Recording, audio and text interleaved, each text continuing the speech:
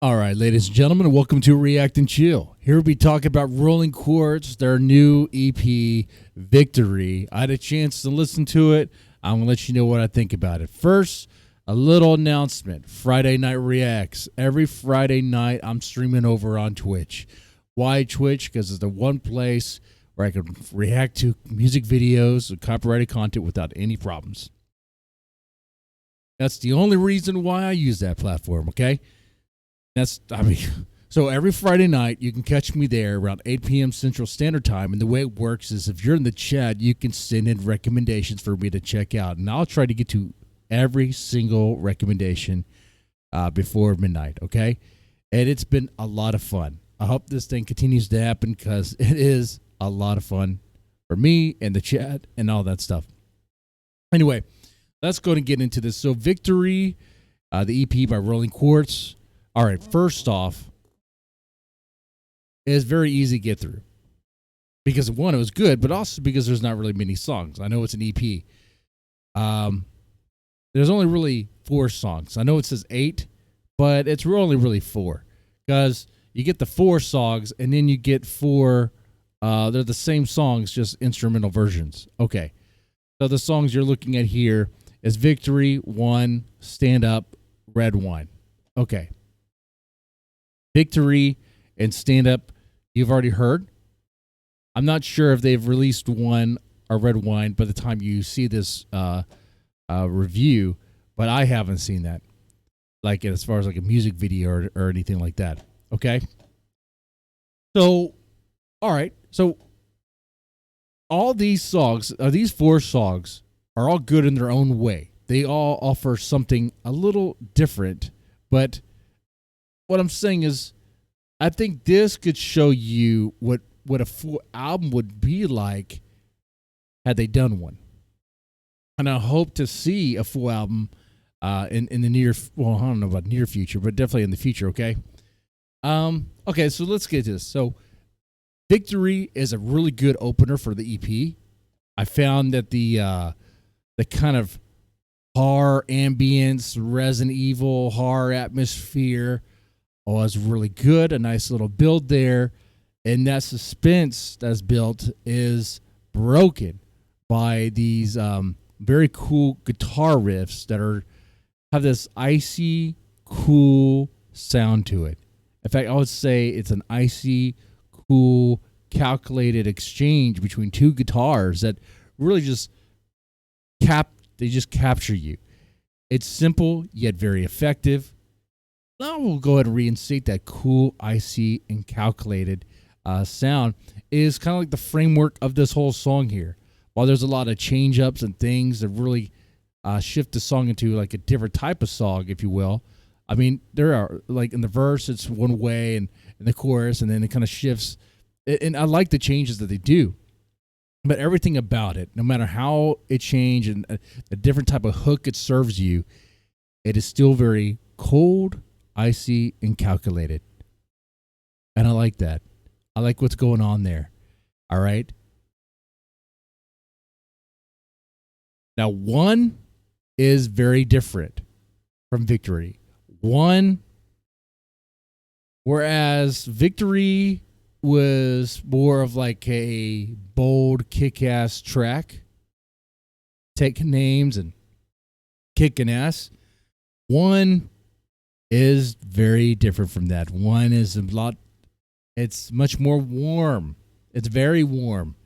One, the moment you play it, you are greeted with an amp firing up and these bright notes and coming at you, being delivered in spades. You got this upbeat kind of pop drumming, uplifting vibe, uplifting vocals, a message of solidarity delivered in a very... Imagine a message of solidarity delivered as a stick of bubble gum. Okay, but this bubble gum doesn't lose its flavor. No. Now, in fact, the song changes up things when you go back to the verse and the chorus and all that to kind of keep the song engaging, which is really good. That's what you want. There is a part of this song, I was listening to it and I was thinking, country rock. Country rock. It kind of reminds me of country rockin' a little bit. Okay? Yeah. Yeah. It does. But then we go to stand up. Now, stand up you probably already heard. Stand up is more of kind of like Victory, much more of a kind of kicking ass and taking names to kick even more ass sort of song there. It's just cool riffs, man. It's a cool riff. There's a nice pacing in there. The way it's delivered is also very calculated there. The one thing I noticed about Rolling Quartz that I really enjoyed is, like, so you have a rhythm guitarist and a lead guitarist typically, right? And their rhythm guitar, or their lead guitar will also do rhythm at times, and they will layer different like riff patterns on top of each other, and it sounds very cool the way they do that.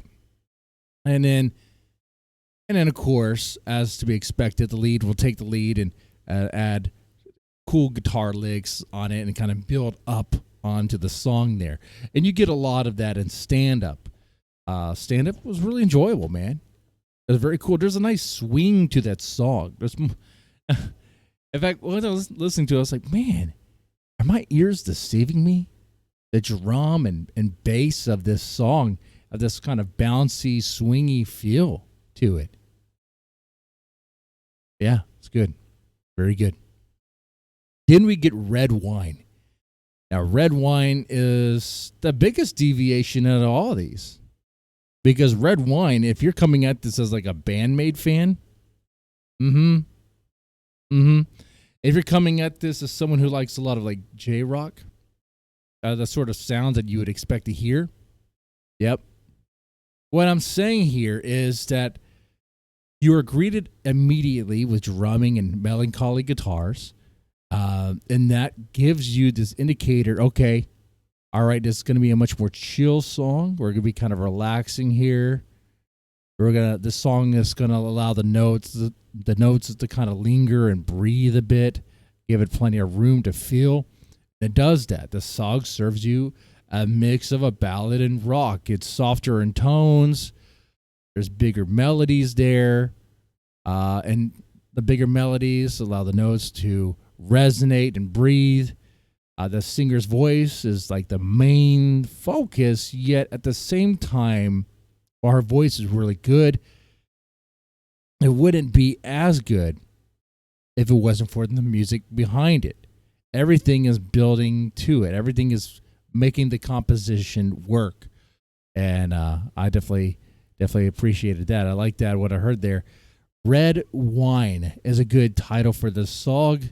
It's very fitting because visually, picture this: someone drinking red wine while looking outside the window during a rainy day. That is red wine, essentially, as an illustration, okay?